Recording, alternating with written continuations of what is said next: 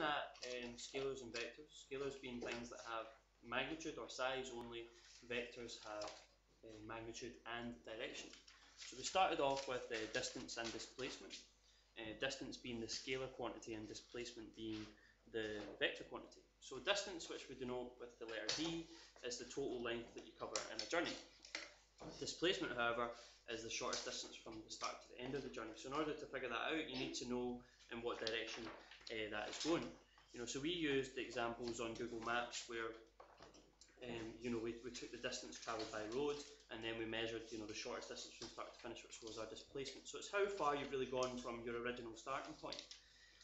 So we used the example of the hill walker, where going up and down on these hills would take them 10 kilometres in terms of distance, but the displacement from the original point is 6 kilometres, or it's 6 kilometres to the east, because there has to be a direction there, because all vectors have an associated direction with them. We also applied that to speed and velocity, speed being the scalar quantity, velocity being the vector quantity.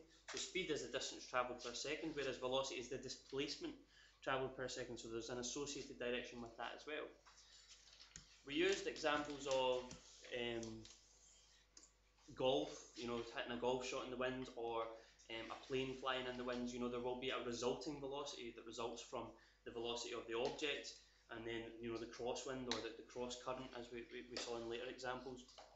So if we're calculating average speed, it's distance divided by time, whereas if we're calculating average velocity, it's displacement divided by time. And you must have some kind of direction that goes with velocity as you do with displacement. The direction of the displacement will be in the same direction as velocity. So we can resolve quantities like this in something that we call vector diagrams, which is just really a way of drawing triangles really for this level, of drawing triangles of a certain length and in a certain direction to figure out how motion occurs. So we can do that for anything where we've got 2 or more vectors. We can do it for velocity, we can do it for displacement, we can do it for force, as you'll see later.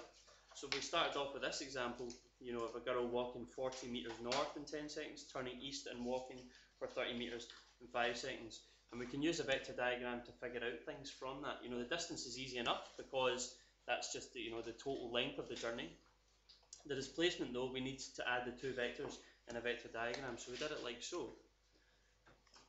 And we're really just using a ruler to basically measure the length of these, choosing an appropriate scale, 1 centimetre to 5 metres. So that's going to be 5 metres up here, and then this one will be 40 metres. We then measured that to be 50. You could equally do that with trigonometry as well, because it's a right angled triangle, but we're using this system most of the time because that's working in a clockwise direction from 0 degrees round to 360 degrees, and that's what we call the bearing system. So all vector diagrams follow that same routine, measuring it out with a ruler, using a scale diagram if it's not a right angled triangle, and measuring your angles here, making sure that you always give your final answer with size and direction.